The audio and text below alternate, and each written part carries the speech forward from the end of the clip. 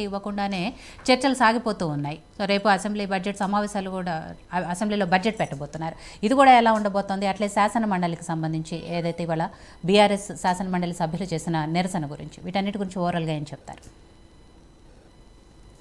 నమస్తే ప్యానెల్లో ఉన్న మిత్రులందరికీ, మా మురళీజీకి, కాంగ్రెస్ తర్వాత బీజేపీ మిత్రులకు, మీకు, మీ ప్రేక్షకులకు ముందుగా ఈరోజు ఒక మంచి సుదినం. పివి నరసింహారావు గారికి, మొట్టమొదటి తెలుగు వ్యక్తికి మరి భారతరత్న, అదేవిధంగా చౌదరి చరణ్ సింగ్, అదేవిధంగా ఎంఎస్ స్వామినాథన్, వ్యవసాయంలో వీరిద్దరు కూడా వ్యవసాయదారులకు మరి చిరస్మరణీయులు. వారిద్దరికి కూడా భారతరత్న ఇచ్చారు. ముందుగా కేంద్ర ప్రభుత్వానికి ధన్యవాదాలు తెలియజేస్తూ, ముఖ్యంగా ఏదైతే డిస్ప్యూట్ క్రియేట్ అయ్యి కృష్ణా రివర్ మేనేజ్మెంట్ బోర్డుకి ఏదైతే అప్పచెప్తూ ఏదైతే 15 అవుట్లెట్లు, అంటే విద్యుత్ ఉత్పత్తి కేంద్రాలు కావచ్చు, లేకుంటే ఈ ప్రాజెక్టులకు సంబంధించినటువంటి కృష్ణా రివర్ మీద ఉన్నటువంటి అన్నింటినీ కూడా అప్పచెప్తూ ఒక ప్రపోజల్ కేంద్ర ప్రభుత్వం పెట్టింది. ఏది వాటర్ మేనేజ్మెంట్ బోర్డు వాళ్ళ చర్చలలో మరి ఈ మినిట్స్ లో రికార్డ్ అయి ఉన్నది. సరే, ఇప్పుడు అటు ముఖ్యమంత్రి రేవంత్ రెడ్డి గారు, లేకపోతే ఇక్కడ నగేష్ నాయక్, వీళ్ళందరూ కాదని చెప్పినా కూడా వాస్తవం మీద ఆన్ రికార్డ్ ఉంది. దాన్ని మా మాజీ ఆర్థిక శాఖ మంత్రులు హరీష్ రావు గారు, అదేవిధంగా వారు ఇరిగేషన్ శాఖ కూడా చూశారు. కాబట్టి వారు దాన్ని బయట పెట్టిన తర్వాత ఇదంతా కూడా చర్చ జరుగుతుంది. ఇవాళ అసెంబ్లీ వరకు కూడా అదే మేజర్ ఇష్యూ అయి కూర్చుంది. అయితే వీళ్ళు ఒకటి, కృష్ణా రివర్ ఏదైతే మేనేజ్మెంట్ బోర్డులో ఈ ప్రపోజల్ కానీ వచ్చి ఉండకపోతే, వీళ్ళు ఒప్పుకొని ఉండకపోతే ఆబ్జెక్షన్ చేస్తూ లెటర్ ఎందుకు రాయాలండి? మళ్ళీ అది కూడా హరీష్ రావు గారు ప్రెస్ మీట్ పెట్టిన తర్వాత లెటర్ రాశారు. నో మేము ఒప్పుకోవడం లేదు, మేము బోర్డుకు అప్పచెప్పడానికి ఒప్పుకోవడం లేదు మేనేజ్మెంట్ అని చెప్పేసి లెటర్ రాశారు. అక్కడ తెలిసిపోతుంది కదా క్లియర్ గా. అంటే ముందు పొరపాటు జరిగింది.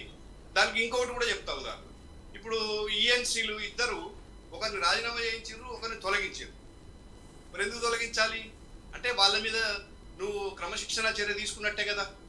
ఎందుకంటే వాళ్ళు రిప్రజెంట్ చేశారు, బోర్డు మీటింగ్కి వెళ్ళారు, అక్కడ ఒప్పుకున్నారు. సో దీన్ని కాంగ్రెస్ పార్టీ వాళ్ళు స్పోర్టివ్గా, ఇప్పుడు ఏదన్నా ప్రతిపక్షం అంటే డెఫినెట్ గా ఏదైనా ప్రభుత్వం తప్పులు చేస్తుంటే నిలదీస్తుంది, ప్రశ్నిస్తుంది. మీరు ఆ యొక్క ఆన్సర్ చేయకుండా, దాన్ని సరిదిద్దుకునే ప్రయత్నం చేయకుండా మా మీద బురద చల్లే ప్రయత్నం చేస్తున్నారు. పోనీ మా మీద బురద చల్లితే మేము దాన్ని ప్రజలకు చెప్పుకోవాలి కదా.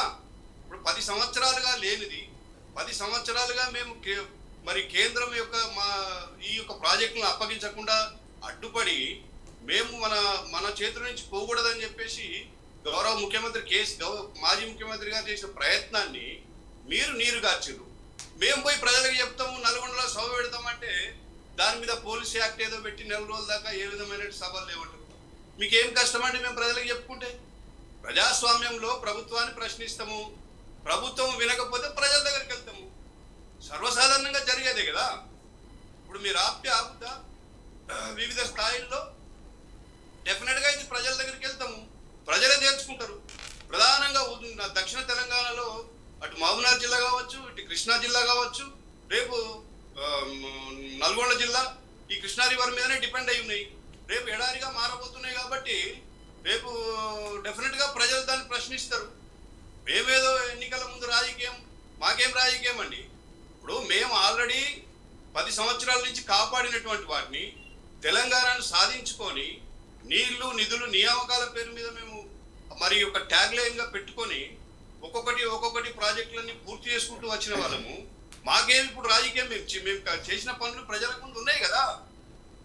కాబట్టి ఇలా హరీష్ రావు గారు ఏదైతే ఉందో వారు మాట్లాడినటువంటి దాంట్లో వాస్తవం ఉంది. ఈ రోజు కూడా వారు ప్రశ్నిస్తూ మరి వారు లేస్తే చాలు అగ్గిపెట్ట మంత్రి అని చెప్పేసి ముఖ్యమంత్రి గారు అవమానించడం మొదలుపెట్టిండు. ఇప్పుడు దీనికి ఏం సంబంధం అండి? ఉద్యమంలో అనేక సంఘటనలు జరుగుతూ ఉంటాయి. తెలంగాణ సాధనలో హరీష్ రావు గారు ముందున్నారు, మనందరికీ తెలిసిన విషయమే.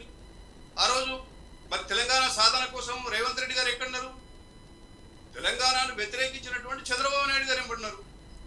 కాబట్టి ఈ విధంగా ప్రభుత్వం ఏంటంటే బుల్డోజ్ చేసే ప్రయత్నం చేస్తూ ప్రతిపక్షాల గొంతు నొక్కే ప్రయత్నం చేస్తుంది కాబట్టి మా వాళ్ళు సమర్థంగా ప్రశ్నిస్తున్నారు, నిలదీస్తున్నారు.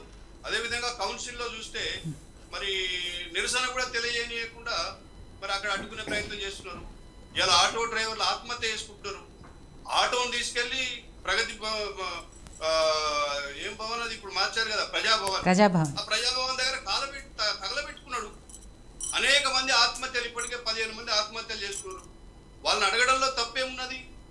అదేవిధంగా పూలే విగ్రహం పెట్టాలని చెప్పేసి కవిత గారు మరి ప్రభుత్వాన్ని కోరితే అందులో కూడా తప్పు పడుతున్నారు. గతంలో 10 సంవత్సరాల అధికారంలో ఉన్నారు, ఏం చేసినారు? ఇప్పుడు వచ్చినావంటే ఇప్పుడు అడగడంలో ఏం తప్పు ఉంది? నేను అడుగుతున్నా. అప్పుడు అడగలేదు, సరే అప్పుడు తోయలేదేమో, ఎవరు ముందుకు రాలేదు. ఇప్పుడు యునైటెడ్ ఫ్రంట్ అని ఒకటి ఏర్పాటు చేసుకొని బీసీ సంఘాల వాళ్ళు కవిత గారిని కోరారు. కవిత గారు దానికి నాయకత్వం వహిస్తున్నారు. సో మీకు వచ్చిన నష్టం ఏంది? కవిత గారు గతంలో అంబేద్కర్ విగ్రహం కూడా అసెంబ్లీలో పెట్టాలని మరి కోరిన వ్యక్తి పెట్టించారు.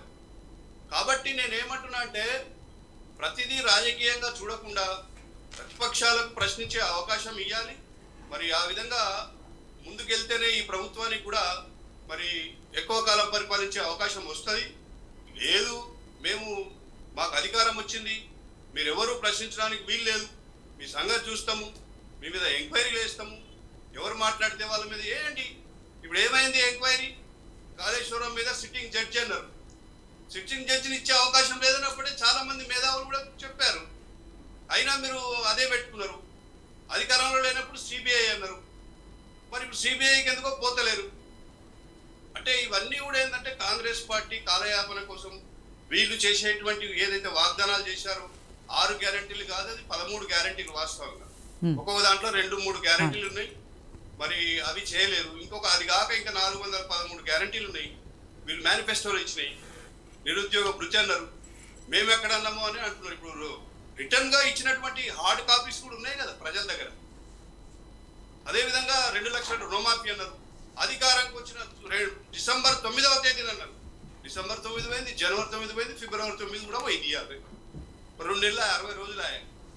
అంటే మీరు చేసిన అలవిగాని వాగ్దానాలు చేసి ఇలా ఎన్నికల పడ్డరు కాబట్టే దాన్ని డైవర్ట్ చేయడం కోసము మరి ఇలా కేఆర్ఎంబి ఇష్యూను కూడా మా మీద నెట్టే ప్రయత్నం చేస్తున్నారు. ఇదంతా కూడా ప్రజలు గమనిస్తున్నారు. రైట్. సో కుమార్ గారు, అసెంబ్లీ సమావేశాలు ఇవాళ జరిగాయో దాని గురించి మీరు చెప్పాల్సిన, అంటే మీ వర్షన్ ఏంటి అనే దాంతో పాటు ప్రతి